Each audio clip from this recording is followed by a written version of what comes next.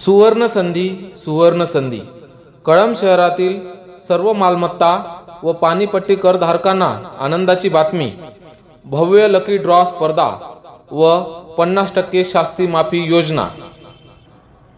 दिनांक 1 नोव्हेंबर ते दिनांक 31 डिसेंबर 2025 या कालावधीपर्यंत लकी ड्रॉ आयोजित केलेला आहे।